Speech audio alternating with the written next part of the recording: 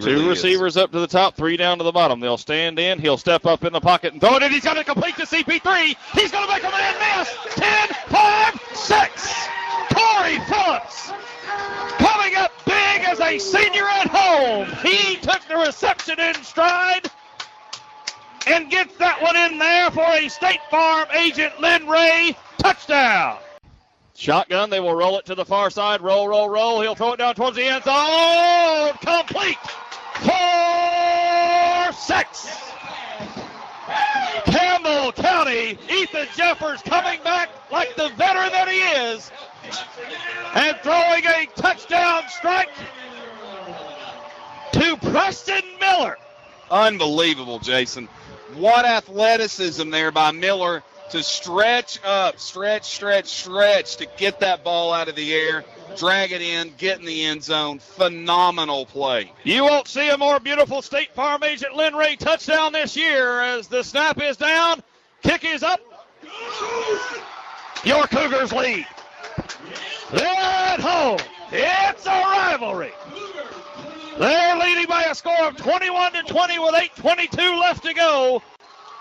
Three receivers up to the top, two down to the bottom. Jeffers will stand in the shotgun again. It's 2nd down and 10 on their own 18-yard line. 2:18 left to go, and now we have whistles. Whistles blowing, not sure exactly why. Again, guys in our way. We're trying to climb the window here to make the call. Clock will move. Not real sure what's moving on an incomplete pass. They must have called it a fumble. They'll throw the tunnel screen to Cordell. They had him bottled up for a minute, and now they'll have him down, and the clock is ticking. 1:57 left to go. 3rd down. You need a little post pattern now to Corey Phillips, Elkins, or Miller. You got to believe they're going to be keying on those three guys, Jay. You got 4 receivers to the top. You kind of can see where this is going to go. But you do have Phillips all alone down here at the bottom. 1:35 left to go. They trail in the football game by a score of 5. They are in no hurry, and boy, do they ever need to be.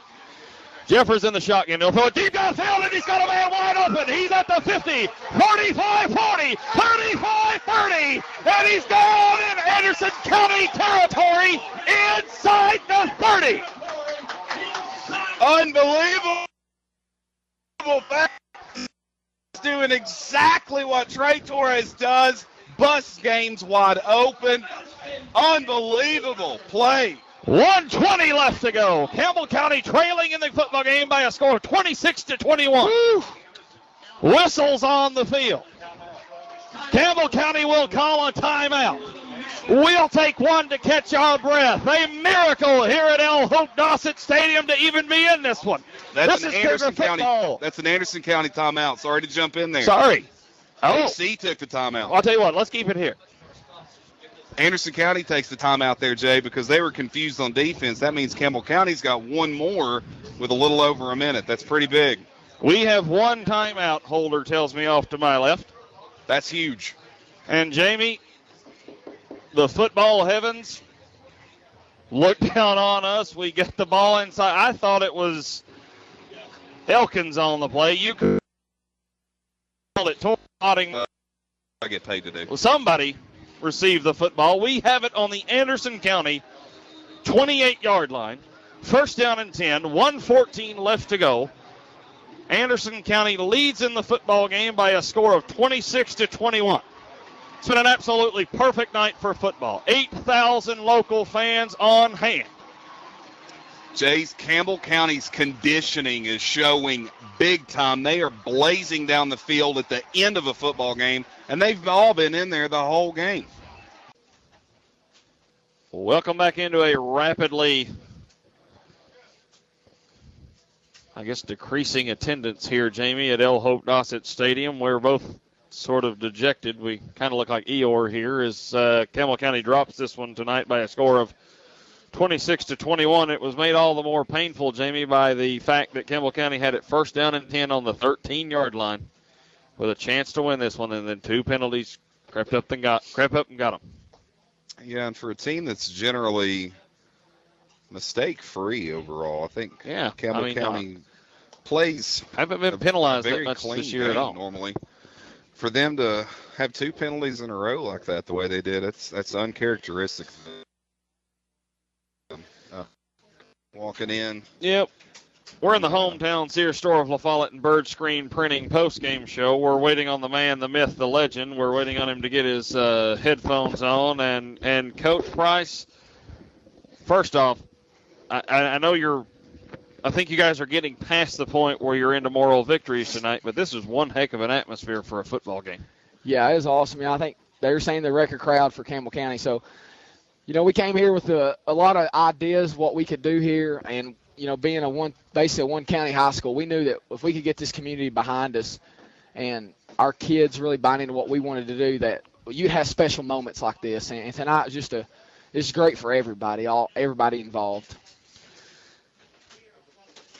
Tonight was sort of an odd football game in that you guys have played practically mistake-free football. You did have the one penalty there late against Central last week, but this one's got to sting a little bit because oftentimes when we lose football games like this, it was just a case of the other team being better, and we just couldn't quite keep up. Tonight had the feel of this one was ours, and we let it slip away with penalties and uncharacteristic quarterback play by Jeffers. Yeah, we left a lot of plays on there. I don't know what Jeffers' stat line is, but, we got the utmost confidence in. We feel like he could be one of the premier quarterbacks in the state of Tennessee when he's on.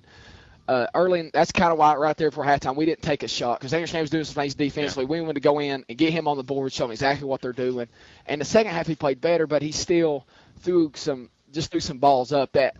And we've told him you're going to have to take a chance and take more risk when you're playing a quality opponent. And we'll see some more down the road, but he's just got to understand the timing of it. Like we tell him, first and second down.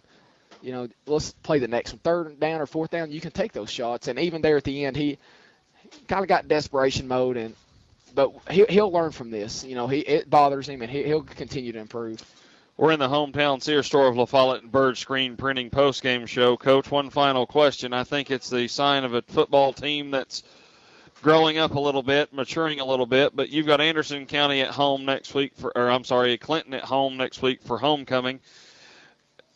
What do you say to the team this week to get this one out of your system? Because quite honestly, and I know no coach ever wants to lose, but most fans, and us included, looked at Central Anderson County and said, if we can get out of that 1-1, we're sitting pretty. So how do you get the team over this one this week on the practice field? Well, we're going to approach it just like when we were 3-0, and that's the only way we know how to do it, and we've been doing that since day one, is we'll watch the film and we'll figure out where we could have been better at, and there'll be some spots where we could have been better at, and we'll improve on those. And like I said, I'm just proud. It's one of those games where you feel like you've won, even though the scoreboard doesn't say it. Because our kids started out a little slow, and as the game went on, they got stronger and better. And I think that shows the maturity of our football program and also our football players. I'll tell you what, I'll defend you to anybody that says anything because, in my opinion, you've got this program headed in the right direction, sir. Thanks for coming up. The most important statistic of the night is Campbell County losing at home to drop to 3-1, 1-1 in the district to Anderson County by a score of 26-21.